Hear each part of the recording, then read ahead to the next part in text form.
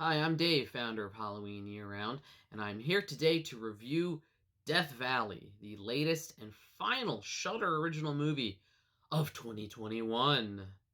Where did the year go? How is it almost over already? How much longer until I do my infamous top 10 Shudder originals of the year? All will be answered by the end of this video. So, for those who are fans of Psycho Gorman, of which I gotta admit, it's one of the most bizarre movies I had ever seen, at least in the last decade.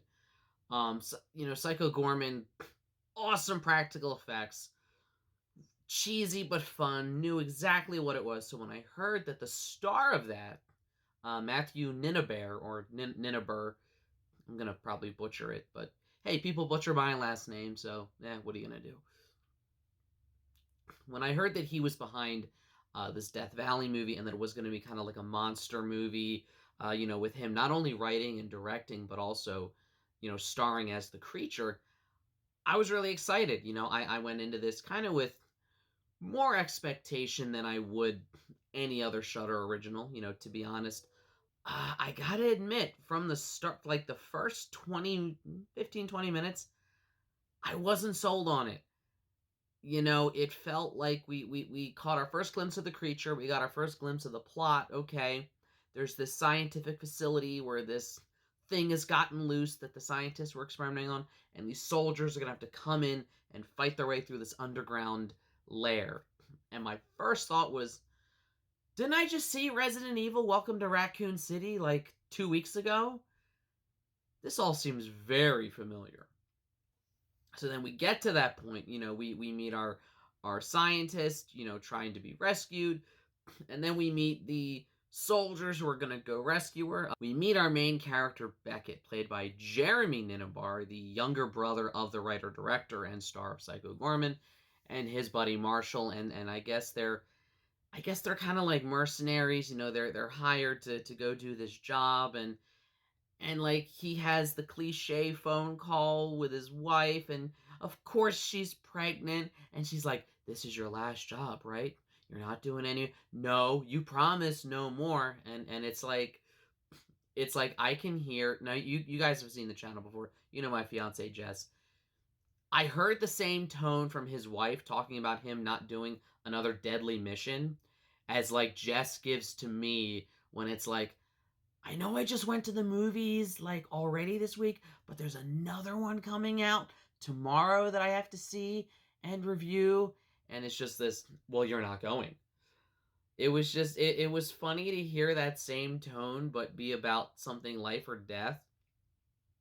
And it was also incredibly kind of campy and cheesy, but not in the fun way that Psycho Gorman was. I think that movie um, Psycho Gorman knew exactly what it was. It did not take itself seriously at all. I got the sense that Death Valley did kind of take itself seriously. I know, Matthew Ninnebar, great performance in Psycho Gorman, great at the makeup effects. You could tell, I believe this was his first time writing and directing, and it showed a little bit in that first act where it started to set everything up. Some of the dialogue between, the soldiers. It felt like something that you would write as a parody of like war movie cliches. Then they get to the forest where this facility was. They get into a firefight with these other mercenaries that are there for reasons it may have said in the movie, but it was just between the cringy dialogue and between the everything happening, I don't know. So they get into this cool firefight, and I'm like, all right, so we've switched from Resident Evil knockoff to Predator knockoff. Okay, I'm game. Some decent action scene, little choppy with the editing and the angles, and so it's always been a pet peeve of mine in any kind of battle or war scene when you have the camera kind of jumping all over the place and it's hard to tell who is where or what they're doing. Or I think for a good battle scene, you really need a sense of geography. Something that has pointed it. I'm not the first one pointing this out. It's been pointed out before. James Cameron, when he did the opening scene of Terminator 2, the machines you only ever see from one side going this way, and the humans from one side going this way. So there's a very clear sense of geography. And ever since that was pointed out to me, I can't watch a war movie or an action movie now without looking for that. And when a movie does do that, I'm really impressed. And when a movie doesn't do that, I'm like, wait, so our good guys are over here, but now they're over here, but now the camera's down here, and now there's just a lot of that. So this is a movie that I can honestly say I wasn't I wasn't crazy about for the first act, and then the second act starts. And it actually started to win me over. Yes, it had some painfully cliched, awkward war movie dialogue in the beginning. Yes, it could have been shot a little bit better. It could have been a little bit better at the start. Once we get to our two main characters, Marshall and Beckett, inside the facility with Chloe, the scientist, that's when it really starts to take off. That's when you feel that this movie, it's like it was trying to be this big epic action movie, but it didn't have the means to do so. But then when it goes into kind of a claustrophobic, contained, isolation survival horror movie, now the movie knows what it's doing. Now the movie is in its element. Now it starts to get creepy. It starts to get interesting. We get glimpses of the monster. Again, amazing practical makeup effects. I will always be a sucker for practical, makeup or animatronics. I don't care what you say. The best CGI is still CGI. I think that it can be utilized well when it's blended with practical effects. I think when you blend the two, it kind of hides the CGI, but when you're dealing with a monster or a creature that is all CGI, I don't care if you have MCU money, you can just tell that it's CGI and it takes me out of it. So I do appreciate that this movie, even given, it's not exactly a big budget movie, but even with that budget, it experimented with a practical monster, and it was made all the more better for it. So then we kind of go back into our Resident Evil plot, and I will be the first to say I enjoyed Welcome to Raccoon City, the new Resident Evil reboot. So I still think I like that movie better, but Death Valley was a better Resident Evil movie than Extinction, Afterlife, and Retribution. Easily.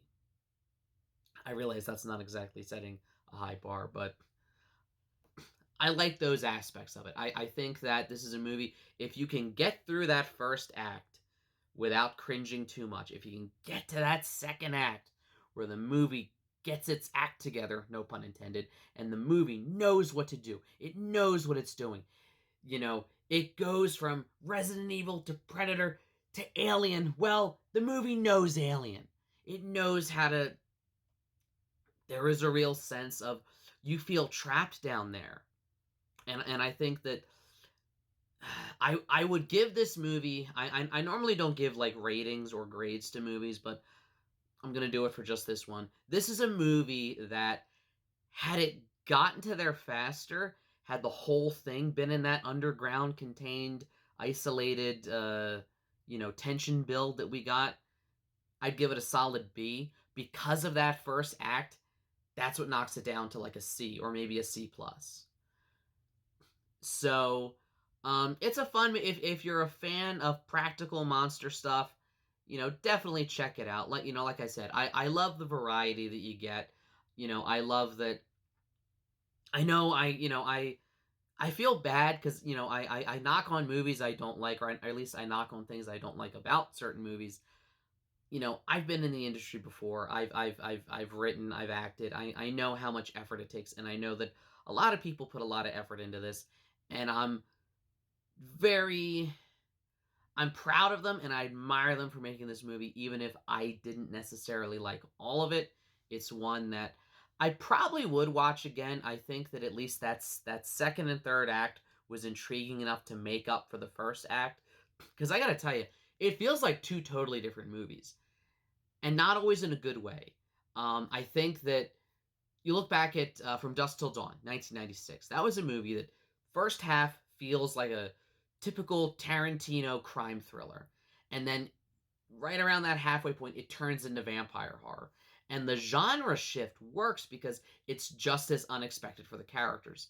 I think that Death Valley tried to do that with its like first act cheesy war movie thing, and it just didn't necessarily know how to pull that off, so that's why it didn't work. So Matthew Ninabar, I hope he writes and directs more movies. I just hope that these are movies that stay horror from the beginning and to the end. This is a movie. I might even do it for one of my watch parties if I do a like a monster theme. So Death Valley is streaming on Shudder right now. I hope I didn't spoil too much. Check it out if you're a fan of monster horror or just a fan of Shudder in general. Like I said, I love their original movies. I love that these are movies that I never would have heard of anywhere else. And yeah, they can be hit or miss. This one, I'll give Death Valley that it is more of a hit than it is a miss, even if it's not a hit 100% of the time. So definitely check it out. I will be back in just a few days. This weekend, I will be putting out a very fun Christmas horror themed video. And you can check back. I'll be doing a lot more throughout the month. For those of you who saw my social media post, the blog, so I had a WordPress blog site. It has been completely blocked from Facebook. It was incorrectly marked as spam. I can't get a human to review it to undo that. So from here on out, all of my content, my reviews, my top 10 lists, my verses, this movie versus this movie, all of my stuff is going to be here on the Halloween Year Round YouTube channel. So, with that in mind, I really appreciate it if you like, share, subscribe, all the YouTube stuff. If you don't, you will be trapped in a bad Resident Evil ripoff, unable to escape. You can also check out HalloweenYearRound.com, follow it on social media, and we do also have a Patreon. There's a lot of fun stuff on there. There's 3 different tiers.